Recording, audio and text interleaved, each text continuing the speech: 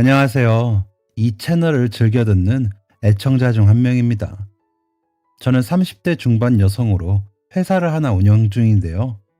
사연을 들으며 감동도 많이 받았지만 사람을 조심해야겠다는 마음을 가질 때도 종종 있었는데 저에게도 이런 일이 일어나게 돼서 다른 분들도 조심하시라고 사연을 보내봅니다.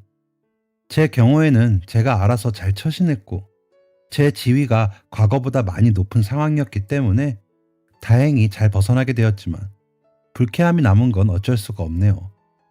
그나마 악연을 떨쳐내고 조금이나마 복수를 하게 되어 속이라도 시원해 다행이라고 생각합니다. 다들 제 이야기를 들으면 옛일까지 더 죗값을 받게 했어야 한다고 대신 화를 내곤 하는데 저는 그냥 이 정도로 만족하려고요. 저는 어린 시절부터 청렴결백이 가장 큰 미덕이라고 생각하는 집안에서 자랐습니다. 부모님은 항상 공정하고 털어도 먼지 하나 나오지 않는 청렴한 삶을 지향하셨고 실제로도 그렇게 사셨죠. 두 분 다 공무원이셨던 부모님은 근검절약이 몸에 배어 있었고 흠잡힐 부정한 짓은 평생에 한 적이 없으세요. 당연히 저에게도 엄하게 그런 사람이 되도록 가르쳤고 저 또한 사업을 하면서 그 부분이 가장 중요하다고 생각하며 일을 해나가고 있습니다.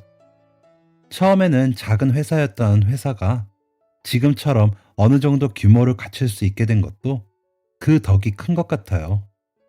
요즘 같은 세상에 인생을 아무리 돌아봐도 구불구불한 커브길이었던 것 같아 마음이 불편할 때가 있는데 좀 쉽고 편하게 가보려고 무리하게 지름길 만들었다가 제가 만든 길에 제가 걸려 넘어지기 십상이잖아요. 그래서 스스로 발목 잡힐 일 절대 만들지 않고 조금 돌아가더라도 똑바른 길만 가려고 노력하고 있습니다. 회사를 운영하면서도 언제나 청렴하게 일처리를 했고 직원들의 근태나 수당에 대해서도 투명하고 깨끗하게 처리해오고 있어요. 세금 관련해서도 한 번도 문제가 되지 않게 철저하게 관리하고 있고 회사의 매출이 올라가 흑자가 많이 나면 그대로 직원들에게 성과금으로 되돌려주는 식으로 운영하고 있습니다.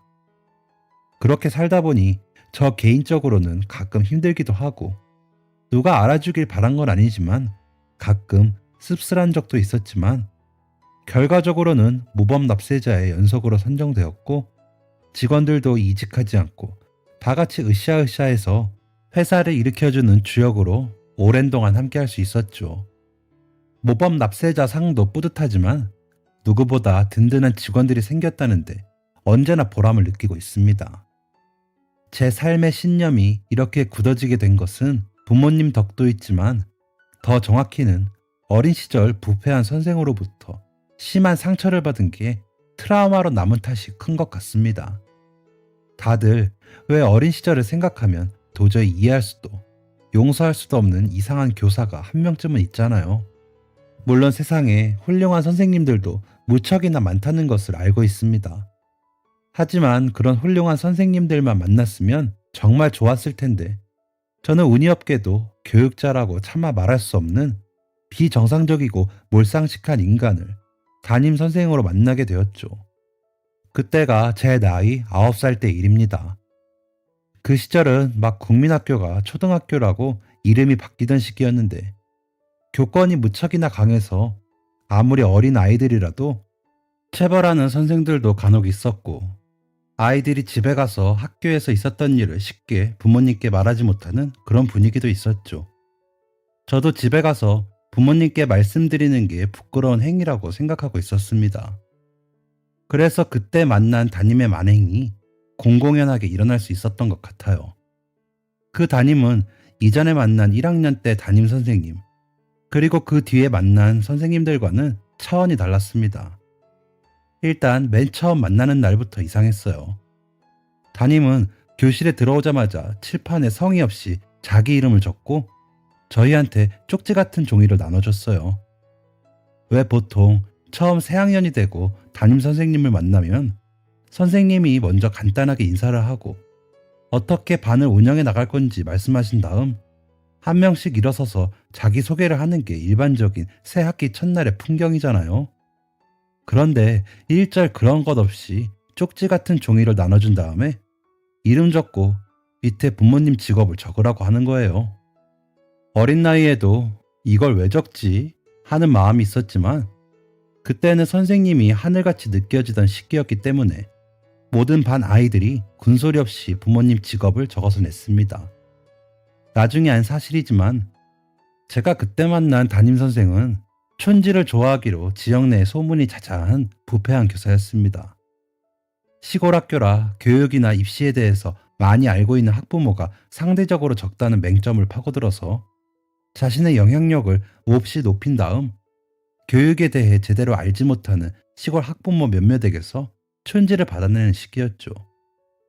저희 담임이었을 때는 점점 간이 커졌는지 촌지를 내지 않는 아이들을 대놓고 못살게 굴어 결국 학부모들이 울며 겨자 먹기로 촌지를 납부하게 조정하기까지 했습니다.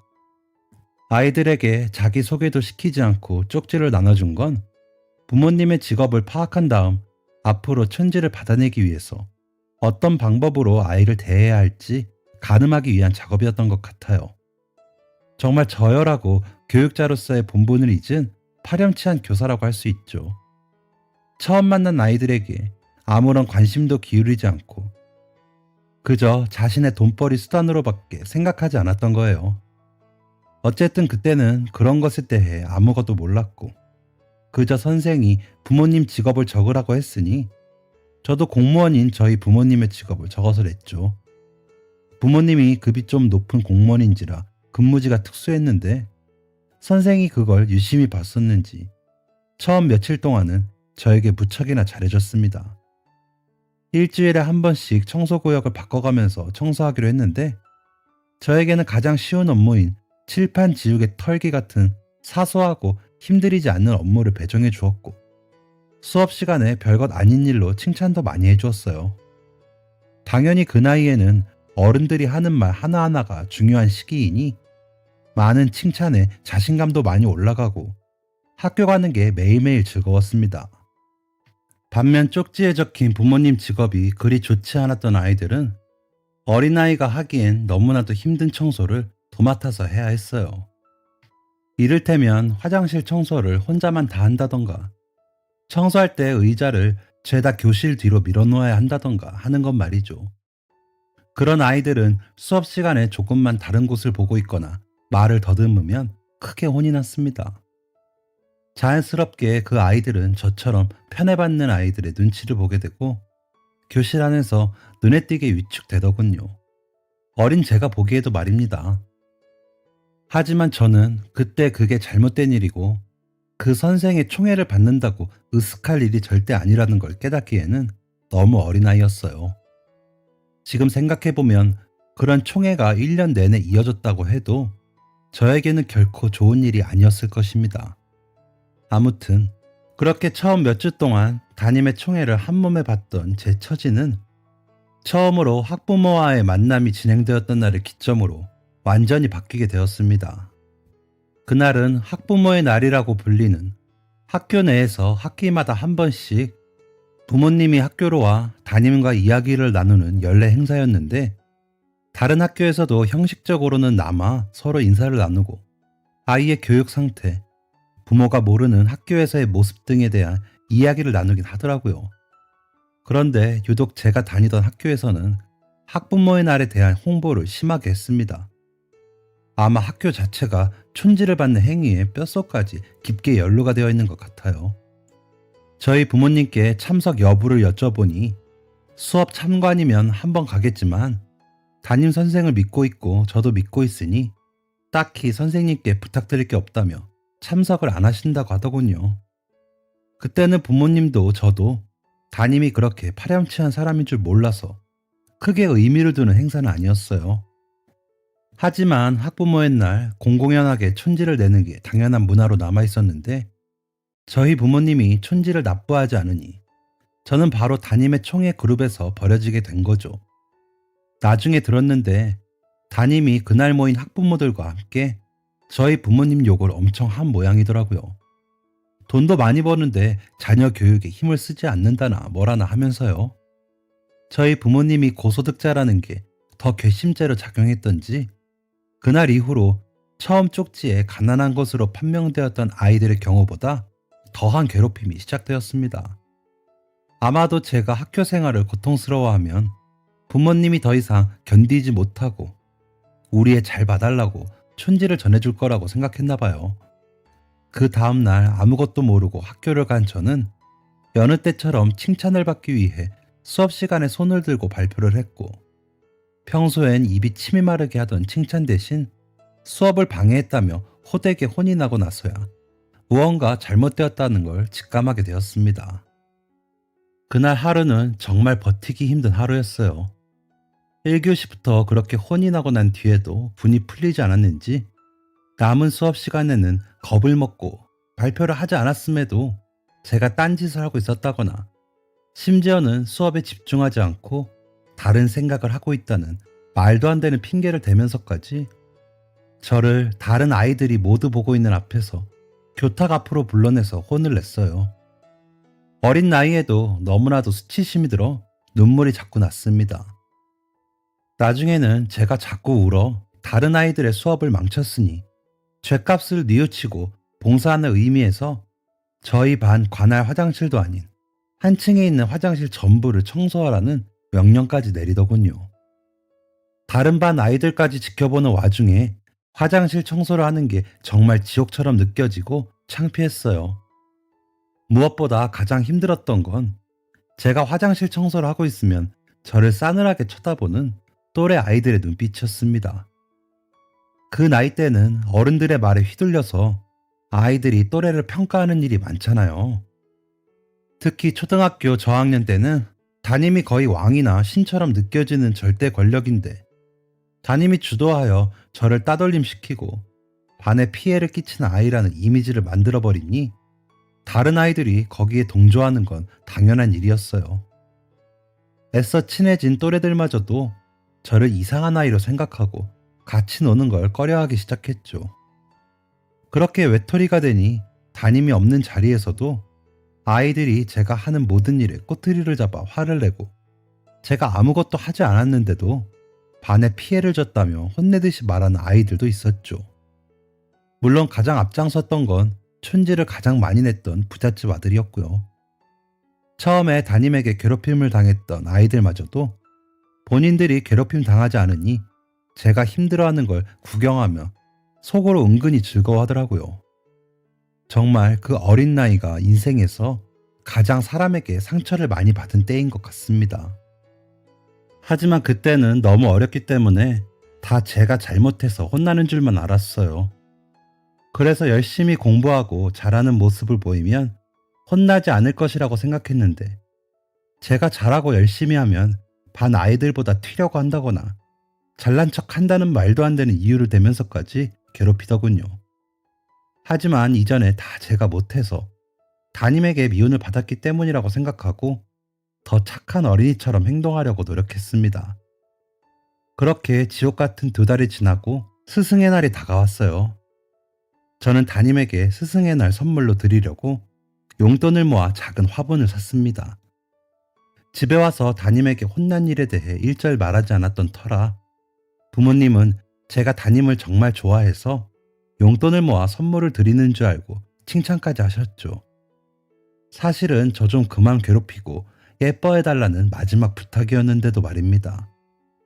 아니나 다를까 담임은 제가 벌벌 떨면서 건넨 화분을 제가 보는 앞에서 깨트려 버렸어요.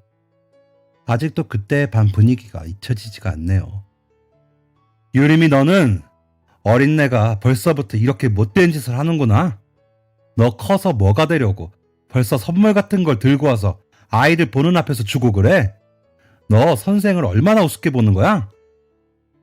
그냥 제가 촌지 안 들고 와서 화내는 거면서 제가 무슨 뇌물이라도 상납하는 것처럼 길길이 화를 내며 화분을 던져 깨트리더군요. 분명히 몇몇 아이들 부모가 아침부터 학교에 와서 선생님에게 과일 바구니나 하얀 봉투를 건네는 걸 봤고, 선생님 교탁에 무슨 상자를 올려놓은 친구들도 꽤 있었는데 말입니다. 선생은 제 죄가 너무나도 악랄하니 당장 집에 가서 부모를 데리고 오라는 식으로 윽박질렀습니다. 아마 자초지종을 듣고 부모님이 오시면 늘 하던 대로 제가 말썽쟁이라 교육하기가 쉽지 않다는 식으로 협박해 촌지를 받아내려는 속셈이었겠죠. 저는 너무 서럽고 무서워서 엉엉 울면서 집으로 돌아가 부모님께 전화를 걸었습니다. 당연히 제가 담임과 사이도 좋고 학교 생활도 잘하는 줄만 알고 계셨던 부모님은 제가 울며 전화를 걸자 깜짝 놀라셨고, 자초지종을 듣고는 무슨 일인가 싶어 회사를 조퇴하고 학교로 찾아가셨어요. 그때 부모님은 어떤 아이들도 선물을 준비하지 않았는데 제가 선생님께 예쁨 받고 싶어 선물을 드렸다고 생각하고 죄송하다고 말씀드리려고 하셨대요. 하지만 담임은 당연히 여유롭게 부모님을 기다리고 있다가 은근슬쩍 제가 다른 아이들과는 달리 촌지를 나쁘하지 않은 아이라는 식으로 말을 흘렸습니다. 그렇게 하면 일이 바쁜 부모님이 대충 촌지를 내고 돌아갈 거라고 예상한 모양이에요. 하지만 부모님은 그 말을 듣고 나서야 사태가 어떻게 되었는지 알게 되었고, 불같이 화를 내며 담임에게 큰 소리로 화를 내셨습니다. 어떻게 교육자가 돼서 그런 짓을 할 수가 있지? 저 순수한 애들 보고도 그딴 생각이 나와? 당신 다시는 교탁에 못 서게 하겠어. 당신같이 더러운 놈들이 교사라니 우리나라 미래가 참 밝기도 하다. 큰 소리 한 번 내신 적 없었던 아버지가 담임에게 삿대질을 하며 소리를 지르자 담임이 되려 더 큰 소리를 내더라고요. 당신의 애 가르치는 게 쉬운 줄 아냐고. 다들 수고비라고 주는 건데 당신이 애들 교육에 관심이 없어서 이 사단이 난 걸 뻔뻔하게 큰 소리냐고. 눈썹 하나 꼼짝 않고 말았는데 그 표정이 아직도 기억이 나요. 자신은 하나도 부끄러울 것 없고 당연한 걸 요구하는 거라는 당당한 태도였습니다. 교무실에서 싸움이 일어났는데도 다른 선생들은 눈치만 보고 있고 말리는 사람 하나 없었습니다. 아마도 담임이 촌지를 받아 학교 안에 쓰는 돈이 꽤 있었나 봅니다.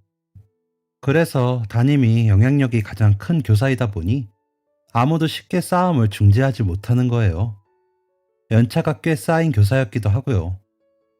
저희 부모님이 너무 화가 나서 싸움이 더 심해지려고 하니 겨우 교장이 끼어들어 부모님께 죄송하다고 머리 조아리기 시작했어요. 하지만 저희 부모님이 담임 교사의 처벌을 요구하자 규칙에 의하여 진행해야 하니 기다려달라는 말도 안 되는 핑계를 대며 차일 피일 진상조사를 미루더라고요. 교육청에도 신고했지만 학교 내에서 아예 조사가 이루어지지 않으니 사건이 도저히 진전이 되지 않았습니다. 지금에야 인터넷 청원도 있고 할 수 있는 일이 많을 텐데 그때는 학교에서 도와주지 않으면 아예 해결할 수 있는 방법이 없었어요. 담임은 얼굴 뻔뻔하게 쳐들고 누구보다 당당하게 교사 생활을 이어갔죠. 결국 그날 이후로 도저히 학교 갈 용기가 나지 않아 집에 틀어박혀 있었던 저만 전학을 가게 되었습니다. 그리고 그 일은 그대로 제 마음에 상처로 남게 되었어요. 다행히 전학 간 학교는 좋은 학교였고 그 뒤에는 좋은 선생님과 친구들만 만났지만 학교라는 곳에 마음을 열게 되기까지 많은 시간이 걸렸습니다. 시간이 흐르면서 상처는 어느 정도 덮어지고 그날 이후로 대인관계에 어려움을 겪었던 것도 많이 나아지게 되면서 그때의 사건은 어린 시절에 가장 힘들었던 기억으로 바래지게 되었어요. 하지만 마음속 깊은 곳에서 그런 어른은 되지 말아야지, 누구보다 청렴하고 바르게 살아야지 다짐하면서 살게 되었습니다.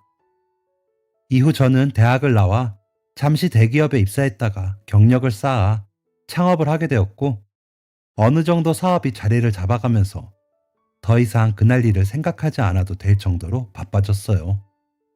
하지만 잊고 지냈던 것도 잠시, 불현듯 제 인생에 그 담임이 다시 들어오게 되면서 저는 다시 한번 악연이 가장 질긴 인연이라는 말을 체감했습니다. 그 선생과 제가 다시 만나게 된 건 그 일이 있던 후 20년도 훨씬 지난 최근의 일입니다. 얼마 전 면접을 보고 신입을 한 명 채용하게 되었는데요. 그 신입은 대학도 외국에서 나오고 스펙도 좋았고 면접 때 인상도 좋고 성격도 서글서글해 보여 솔직히 한 기업의 대표로서 뽑지 않을 이유가 없는 인재였습니다. 당연히 빠르게 채용을 하게 되었고 나이가 젊어서 그런지 이해력도 빠르고 빨리 일을 배워가는 것 같더라고요. 신입인데도 회사에 필요한 인재를 채용하게 된 것 같아 흐뭇해하고 있었습니다. 그런데 얼마 전 친구와 외식을 하러 갔다가 가족 모임을 하고 있던 신입을 마주치게 되었어요. 안 그래도 그날 회사에서 점심을 먹으면서 취직 기념으로 가족들이 서울로 올라와서 밥 한 끼 하기로 했다는 이야기를 들었는데 같은 식당에 오게 된 것 같았습니다. 신입사원이 먼저 자리에서 일어나 아는 척 하기에 저도 가족들께 인사라도 드려야 하지 않을까 싶어 테이블로 다가가는데 글쎄 옆에 앉아있는 사람이 그때 담임인 거예요. 저는 그때의 충격이 너무나 컸기 때문에 담임의 얼굴을 단 한 번도 잊어본 적이 없습니다.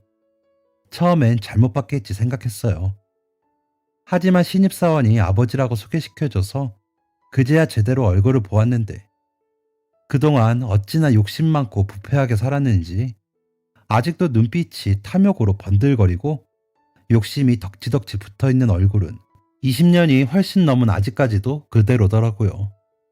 인사를 하면서도 이게 어떻게 된 일인지 상황 파악이 안 되어 어리둥절하다가 당시 담임이 수업 시간에 늦둥이 아들이 태어났다는 이야기를 가끔 했었던 게 번쩍 기억이 났습니다. 그 막내 아들이 저희 회사로 들어오게 된 신입 직원이었던 거죠. 세상에 이런 일이 어떻게 있을까 하고 너무 놀라서 표정이 바로 굳었습니다. 세상에 수많은 사람이 있는데 왜 하필 이 담임의 아들이 저희 회사에 입사를 하다니요. 그동안 너무 시간이 많이 흘러서 그런지 아니면 저 말고도 많은 아이들을 괴롭히고 지내서 저를 그냥 잊어버린 건지 제가 테이블에 가까이 와도 알아보지 못하는 것 같은 눈치인 담임을 앞에 두고 이 자리를 그냥 엎어버릴까 생각했어요. 하지만 너무 해맑게 저를 소개시켜주는 신입사원이 마음에 걸려 그냥 대충 인사하고 바로 뒤돌아섰습니다. 심장이 너무 두근두근 떨려서 손까지 떨릴 지경이었습니다. 같이 온 친구가 무슨 일 있냐고 물어볼 정도였어요. 그날의 사건은 거기서 끝난 게 아니었습니다. 저는 황급히 담임이 앉아있던 테이블과 최대한 먼 곳으로 자리를 잡고 식사를 이어갔습니다. 만나는 친구와 무척이나 오랜만에 만났고 예약도 며칠 고생해서 한 자리라 약속을 파하기엔 예의가 아닌 것 같았거든요. 물론 밥이 코로 넘어가는지 입으로 넘어가는지도 모를 정도로 정신이 없었죠.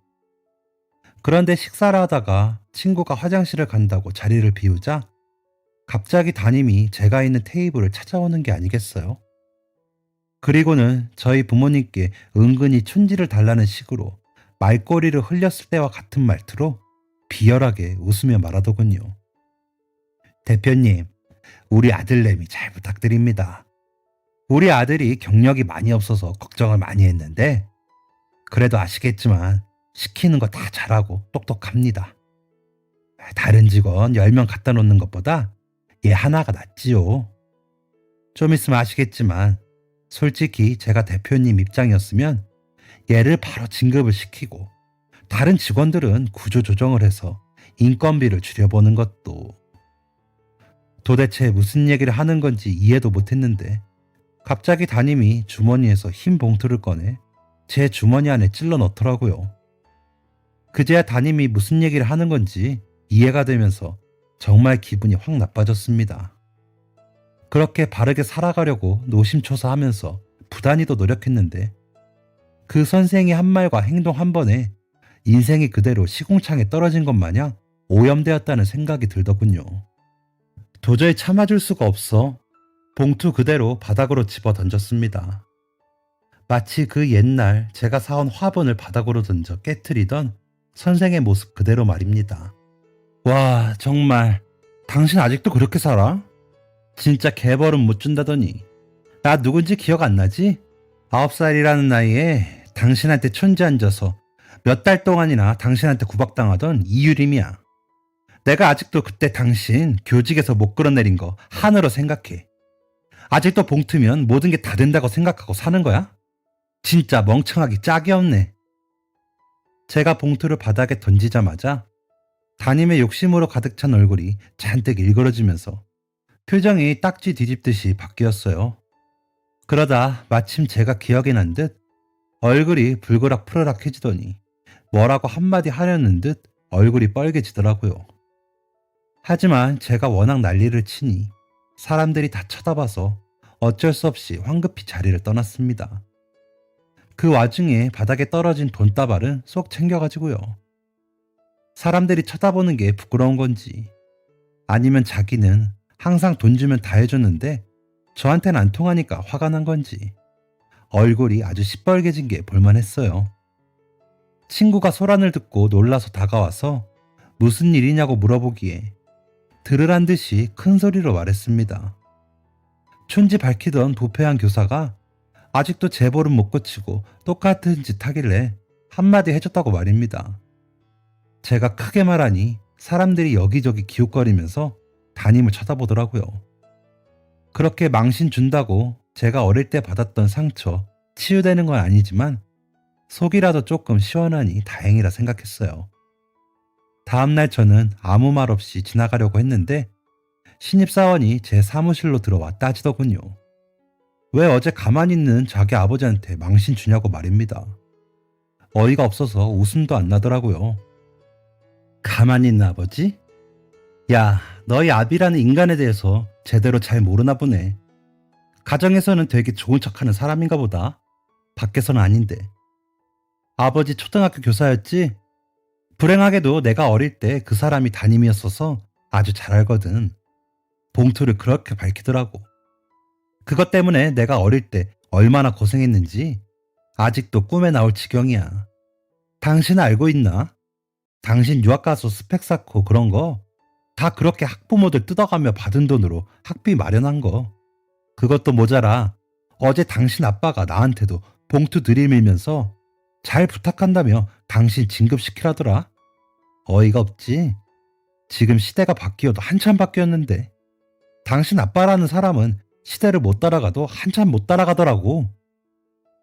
제가 너무 화가 나서 막 이렇게 쏘아붙이니 신입사원이 되려 화를 내는 게 아니겠어요.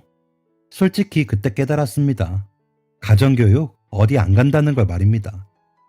제가 담임이 봉투 건네며 진급 요구에 화가 난 것, 학부모들에게 뜯어낸 돈으로 유학도 가고 호의호식한 것을 언급해도 신경도 안 쓰고 제가 본인을 회사에 필요한 인재로 생각하지 않는다는 부분에서 억울함을 느낀 모양이더군요. 네가 감히 나를? 이런 기분이 들었나 봐요. 대표님, 저희 아버지 옛날 사람이라 아들 사랑하는 좋은 마음에 그러신 건데 그럴 수도 있죠. 행여 저를 아버지 때문에 해고하시려면 꿈도 꾸지 마시죠. 엄연히 이거 노동법에 위반되는 일입니다. 저는 아무것도 모르고 있었던 일이고 잘못도 없습니다. 너무 뻔뻔하게 이렇게 말하는데 맘 같아서는 정말 이 자리에서 바로 해고하고 싶었지만 그럴 수 없어서 일단 참았습니다. 그래서 속으로 이를 갈면서 두고 보겠다고 마음먹었습니다. 그 후로 저는 그 신입사원을 예의주시했습니다. 이미 많은 경험으로 알고 있었기 때문이죠. 저런 아버지 밑에서 가정교육을 받고 자랐다면 분명 제가 건드리지 않아도 알아서 부스럼을 만들기 마련이라는 것을 말입니다. 아니나 다를까 몇 달 지나지 않아 제 귀로 신입사원의 업무 태만에 대한 제보가 들어오기 시작했어요. 신입사원을 데리고 있는 팀의 팀장이 저에게 와서 정식적으로 면담을 요청하더군요. 대충 신입사원의 실체를 알게 되어서 예상은 하고 있었지만 생각보다 내용이 심했습니다. 몇 차례 프린트의 잉크를 훔쳐 중고 사이트에 판 정황이 밝혀졌고 이외에도 자신의 성과가 아니라 얼마 전에 들어온 인턴의 성과인데 본인 이름으로 업무 보고를 올려 수당을 챙겨간 것.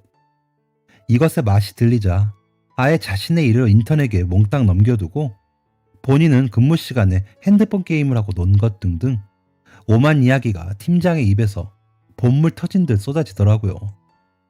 그분도 그렇게 누구의 잘잘못을 따지는 분이 아닌데 그동안 많이 참은 듯 싶었습니다. 심지어는 회사 사원들에게 저희 집이 가난해서 교육비를 못 낸 건데 아버지 탓으로 돌리며 자기 아버지를 천하의 나쁜 놈으로 만들었다는 이야기를 퍼뜨리고 그것도 모자라 사실 모범 납세자 같은 것도 기관에 돈 주고 받는 표면적인 칭호일 뿐인데 대표 인재가 오만 기관에 다 뇌물을 뿌려 상을 받은 거라며 대표는 그렇게 더럽고 치졸한 짓을 하고 다니는데 아무 죄 없이 선량한 시민이자 교육자였던 자기 아버지는 그 많은 사람들 앞에서 망신을 줬다며 제가 유도리 없고 앞뒤도 다른 속이 시커먼 사람이라고 말도 안 되는 소리를 회식 때마다 동료들에게 했나 보더라고요.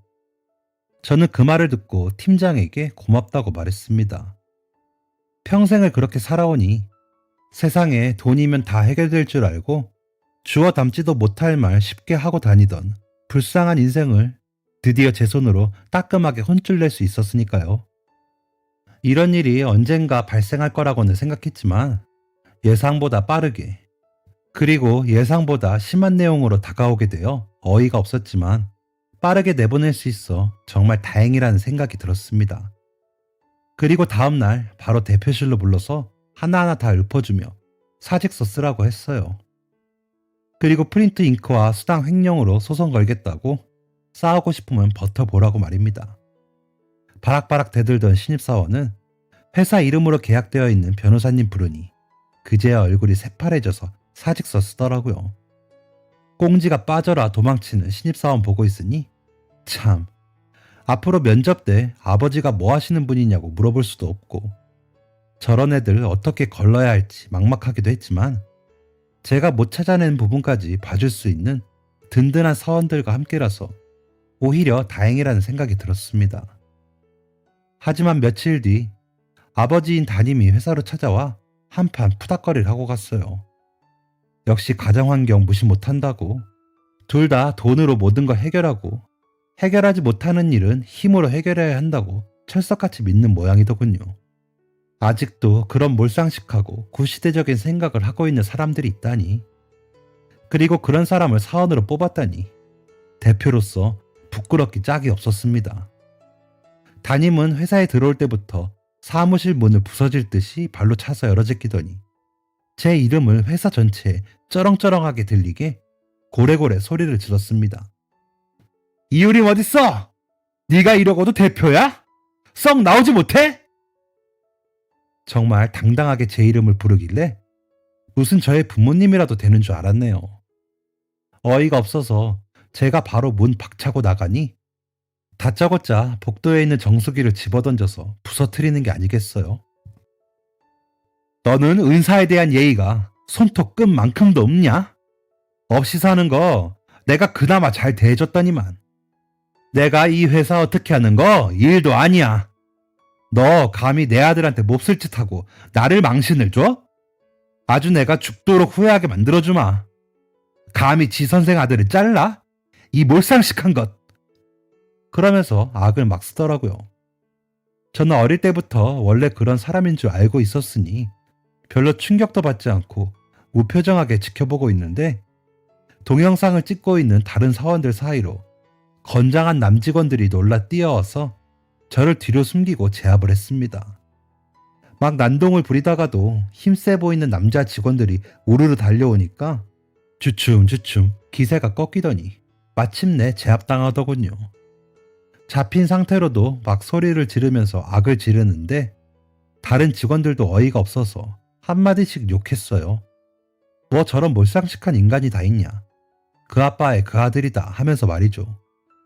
제압당해서 있는 모습이 스스로 엄청 굴욕적이었을 겁니다.